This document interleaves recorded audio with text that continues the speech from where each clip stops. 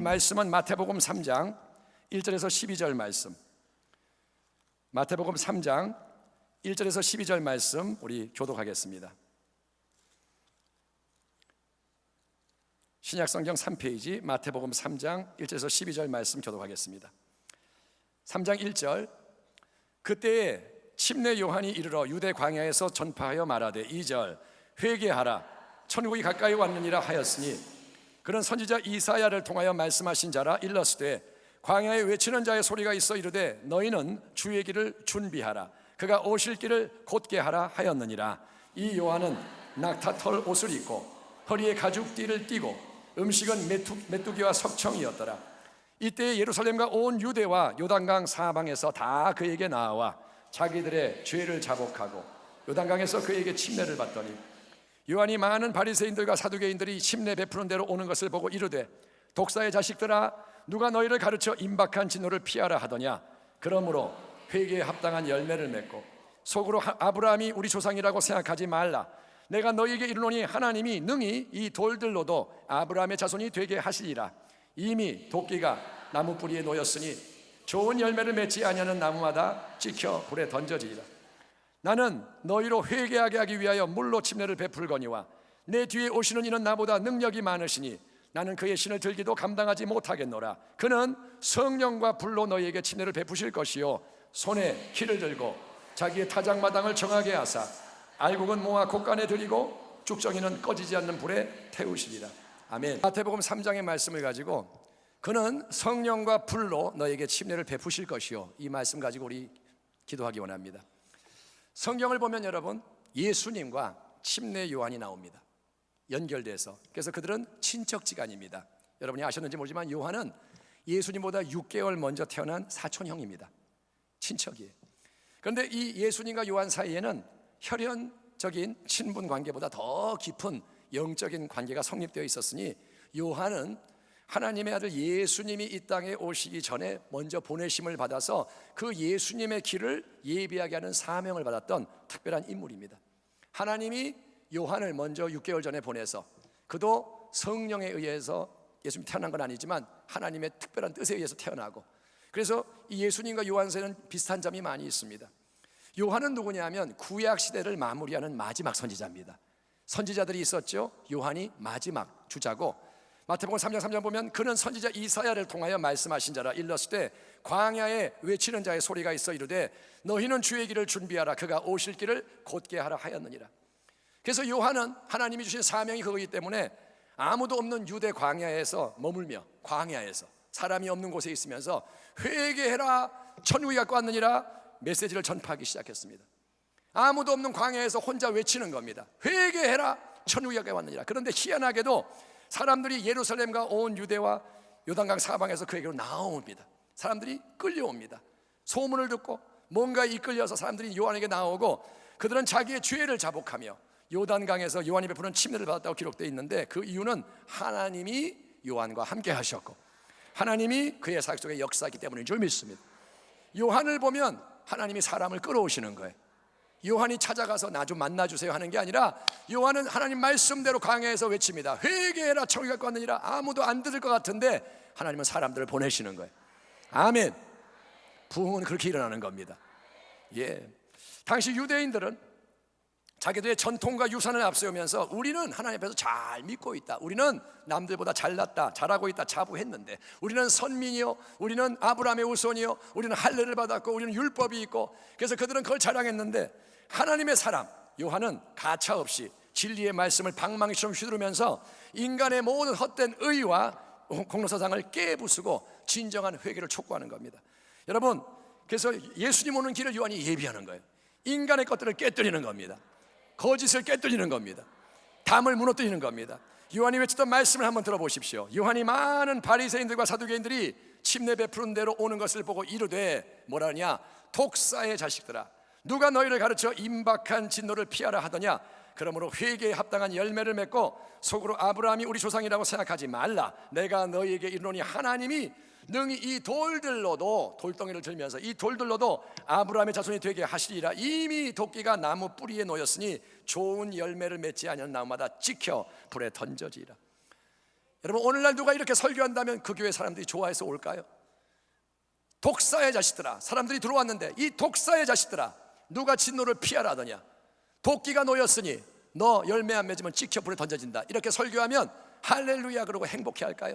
여러분, 오늘날은 이런 메시지를 전하지 못합니다. 여러분, 우리의 신앙과 삶이 새로워지려면 마지막에 대한, 영혼에 대한 의식이 활성화되어야 할 줄 믿습니다. 예컨대 여러분, 돼지 한 마리를 생각해 보세요. 돼지 한 마리, 돼지는 마지막에 대한 생각이 없습니다. 영혼에 대한 관념이 없습니다. 그래서 그저 눈앞에 먹을 게 있으면 만족해서 꿀꿀꿀꿀 돼지는 좋아하는 거예요. 돼지는 미래, 영원 생각 없습니다. 먹이가 있으면 꿀꿀. 그래서 바닥에 먹이를 쭉 뿌려놓으면 이 돼지는 도살장 안으로 들어가면서도 자기에게 어떤 일이 일어날지 아무 생각 없이 그저 먹이를 먹기에 바쁘고 행복하고, 그렇게 해서 죽음을 맞이하는 거예요. 돼지를 잡을 때 먹이 주면 따라와서 죽어서 소세지가 되는 거예요. 여러분, 우리 인생이 그런 동물적인 본능에 이끌려 보이는 것에만 집착하다가 끝나버린다면 얼마나 통탄할 일일까요? 우리가 세상에 태어나서 살아가는데 맨날 추구하는 게 먹는 거, 마시는 거, 즐거운 거, 이 땅의 것, 이 땅의 것, 이 땅의 것, 나를 위해. 그러다가 이제 어느 날 내가 죽어야 한다면, 죽었는데 이제 영원히 있는 거고 하나님이 계신 거고 심판이 있는 거고 천국과 지옥이 있다면 얼마나 통탄하겠습니까? 하나님은 우리 인생을 하나님을 닮아서 영혼을 알고 생명의 풍성함을 누려야 마땅한 하나님의 형상으로 창조하신 줄 믿습니다. 인간만이 하나님의 형상인 거예요. 아멘. 모든 피조물 가운데 인간만이 하나님을 닮은 하나님의 영을 가질 수 있는, 그래서 하나님이 특별하게 만드시고 사용하시는 그런 인생으로 창조하셨고 하나님 구원하시는 줄 믿습니다. 그러므로 우리는 여러분 항상 마지막에 있을 심판, 우리가 하나님 앞에 서서 이 땅에서의 모든 열매에 대해 평가와 보응을 받을 그 날을 생각해야 돼요. 시험 보는 사람은 준비를 하고 있어야 돼요. 아멘. 학생이 맨날 놀고 먹고 좋다 그러다가 시험 보면 망하는 학생이 있는데, 우리는 마지막이 있다는 거 절대로 잊으면 안 되고 그때 이루어질 일을 위해 준비를 해야 된다는 겁니다. 그래서 바로 지금 회개함으로써 옛삶의 모든 죄에서 돌이키는 지혜자가 되기를 주의 이름으로 축원합니다. 마지막에는 드러납니다. 예수의 피로 씻지 않았다면 다 그게 나의 문제가 되는 거예요. 지금 하나님은 돌이키라는 겁니다. 아멘. 회개하라, 천국이 가까이 왔느니라. 여러분, 하나님의 나라는 저 멀리 우주 끝자락에 있는 막연한 이상한 나라가 아니라 지금 이 땅에서도 우리가 경험할 수 있고 누릴 수 있고 누려야 하는, 우리에게 문을 열어주는 은혜와 생명과 진리의 나라인 줄 믿습니다.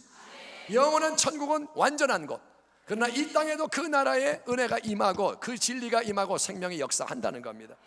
그 나라 안으로 들어가서 그 나라가 어디에 있는지 발견하고 그 나라 안에 들어가서 하나님이 함께 하시고 역사하는 것을 경험하려면 우리는 껍데기와 형식으로 하나님 믿습니다 하면 안 되고, 회개함으로써 속에 있는 악한 생각, 악한 여러 가지 행동, 말을 버려야 하는 것입니다. 회개는 뭐냐? 돌이키는 겁니다. 회개는 버리는 겁니다. 하나님을 기쁘시게 하는 새로운 생각, 하나님 기쁘시게 하는 새로운 언어, 새로운 행동을 열매로 맺어야 하는 것입니다. 그러나 우리의 힘과 지혜만으로는 그게 어떻습니까? 아무리 우리가 인간으로 수고하고 애써도 진정으로 변화되지가 않는 거예요. 회개해라, 천국이 갖고 왔느니라. 아멘. 그런데 나는 내 힘으로 회개를 못하고 안 바뀌는 겁니다. 회개는 마음의 결단으로부터 시작이 되죠. 이제 방향을 바꾸자, 맞다, 새롭게 되자, 이제는 이렇게 살면 안 된다. 이게 회개의 출발점입니다. 그러나 작심삼일이라는 말이 유명하듯이 우리는 우리의 인간적인 결심과 애씀만으로는 옛 것을 버릴 수가 없어요. 하루 이틀 사흘째 되면 다시 옛날로 돌아가는 거예요. 사흘 지나면 마음이 흐트러져요. 사흘 지나면 또 도루묵이 돼요. 그래서 옛 것을 버릴 수가 없고 새 것을 만들 수가 없습니다. 아무리 도박하는 사람이 손가락을 끊어도 발가락으로 도박도 하고, 아무리 이를 악물고 해도 또 범죄하고, 그래서 여러분, 침례 요한이 아무리 회개를 외치고 침례를 줘도 그 회개와 침례가 인생을 구원하는 게 아니라는 거예요. 세례 요한의 침례 받았다고 구원받는 게 아닙니다. 그게 아니라 이제 예수님이 이 땅에 오셔서 우리 모두를 위한 하나님 나라의 새 일을 행하셔야 할 줄 믿습니다. 요한은 준비하는 자, 길을 여는 자, 누구를 위하여? 예수님을 위하여. 11절 12절에서 요한이 이렇게 선포합니다. 나는 너희로 회개하기 위하여 물로 침례를 베풀거니와 내 뒤에 오시는 이 예수님은 요한은 예수님을 몰랐죠. 근데 내 뒤에 오시는 그분은 나보다 능력이 많으시니 나는 그의 신을 들기도 감당하지 못하겠노라. 아멘. 요한은 인간 중에서 가장 위대한 경건한 자지만 요한 말하냐, 나는 예수님 신도 들 수가 없는 부족한 자다. 하나님의 아들 예수님이 얼마나 위대하신지 그분의 신을 드는 것도 나는 과분한 자요 할 수 없다. 그는 예수님은 어떤 분이냐? 성령과 불로 너희에게 침례를 베풀 것이요, 손에 키를 들고 자기의 타작마당을 정하게 하사 알곡은 모아 곳간에 들이고 쭉정이는 꺼지지 않는 불에 태우시리라. 침례 요한은 구약시대의 문을 닫는 마지막 선지자로서 그의 사명은 예수님이 오시는 새로운 길을 예비하도록 도와주는 겁니다. 이제 위대한 분이 오시니, 모든 걸 바꾸는 하나님의 아들이 오시니 그분을 맞이할 길을 만들어야 한다. 아멘. 예수님은 하늘에서 이 땅에 오심으로 하나님 나라의 새 역사를 일으키시는 분인 줄 믿습니다. 예수님이 오시기 때문에 하나님 나라가 임하는 겁니다. 이 죄악 많은 타락한 땅에 은총이 임하는 이유는 뭐냐? 예수님이 오시기 때문인 거예요. 그래서 그분을 맞이하기 위해서는 먼저 회개함으로 각자가 마음과 삶의 문을 여는 게 필요하기 때문에 요한이 회개하라 외치며 회개의 징표로 요단강에서 물로 침례를 베풀었고 회개의 열매를 맺도록 그렇게 명령을 내리는 겁니다. 너희는 바꿔야 한다, 변화되어야 한다, 새 일을 시작해야 한다, 회개해라, 세례를 받아라, 물로, 그리고 열매를 만들어라. 그러나 이제 요한이 준비한 회개의 길을 통해서 우리가 나아갈 때 찾아오시는 더 큰 능력 가지신 참된 구원자는 누구냐? 예수님인 줄 믿습니다. 이제 우리가 맞이하게 되는 진짜 구원자가 누구냐? 예수님이신 거예요.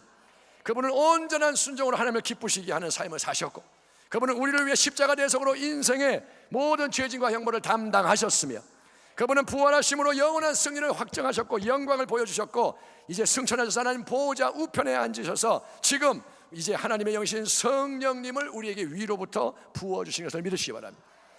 이 땅에 오신 그분이 하늘로 가셔서 이제 누구를 보내느냐? 성령을 보내주시는 거예요. 주님은 몸으로는 하늘 보좌 우편에 계십니다. 이 땅에서 인간의 몸을 가지고 계신 그분이 올라가셨기 때문에 우리 눈에 보이지 않지만 그분은 지금 보이지 않는 성령으로 우리와 함께 하시는 거예요. 아멘. 지금 이 자리에 계시는 거예요, 여러분. 그분 이곳에 계십니다. 예, 그분 안 보인다고 무시하지 마세요. 와 계세요. 당신 앞에 있고 당신 안에 있고 우리 가운데 계십니다. 그래서 그분은 함께 하시고 우리에게 성령을 한 주먹만큼만 주시는 게 아니라 그분은 원하시는 게 뭐냐? 성령으로 우리를 충만하게 채우시고 성령의 능력으로 사로잡아서 우리를 이끌어가기 원하시는 거예요. 하나님의 영이 임하는데 한 사람 한 사람에게 충만하게 임해서 성령에 붙잡혀서 끌어가기를 원하시는 겁니다. 그는 성령과 불로 너에게 침례를 베풀 것이요. 따라합니다. 성령과 불로 침례를 베푸신다. 누가요? 예수님. 성령과 불로 침례. 침례는 뭡니까? 물에 몸의 일부가 아니라 다 잠기는 게 침례입니다. 장로교에서는 세례를 베풀 때 물을 찍어서 머리에 뿌리지만 여러 가지 형태가 있지만 순복음이나 침례교회는 침례를 받아요. 그래서 물속에 완전히 들어가는 겁니다. 침례는 뭐냐? 완전히 잠기는 거예요. 그래서 요한은 요단강에서 물로 침례를 베풀므로써 회개하는 징표를 만든 겁니다. 침례를 줄 때 너는 회개하는 자다, 너는 사인이 이거다 이렇게 줬는데, 근데 예수님은 이제 오셔서 어떻게 하시냐? 성령과 불. 아멘. 물이 아니라 불, 성령의 불, 하늘로부터 임하는 새 영의 능력으로 각 사람을 가득 채우는 새로운 침례로 인생을 변화시키는 줄 믿습니다. 술 취하지 말라 이는 방탕한 것이니 오직 성령으로 충만함을 받으라. 오직 성령이 너에게 임하시면 너희가 권능을 받고 예루살렘과 온 유대와 사마리아와 땅 끝까지 이르러 내 증인이 되리라 하시니라. 회개하는 심령으로 예수님 앞에 나아갈 때 여러분, 뜨거운 불과 같은 성령의 능력의 성령이 위로부터 충만하게 임하셔서 여러분 한 사람 한 사람을 새롭게 만들기를 축원합니다. 여러분, 인간이 할 수 없고 하나님의 아들 예수님이 하시는 일이에요.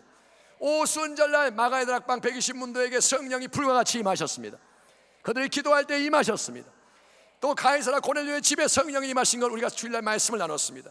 그 성령님이, 동일하신 성령님이, 시간 공간 물질 초월하는 하나님의 영이 이 시간 우리 모두에게도 동일한 능력으로 임하시길 바랍니다. 왜 아닙니까? 임하실 수 있고 임하시기 원하십니다.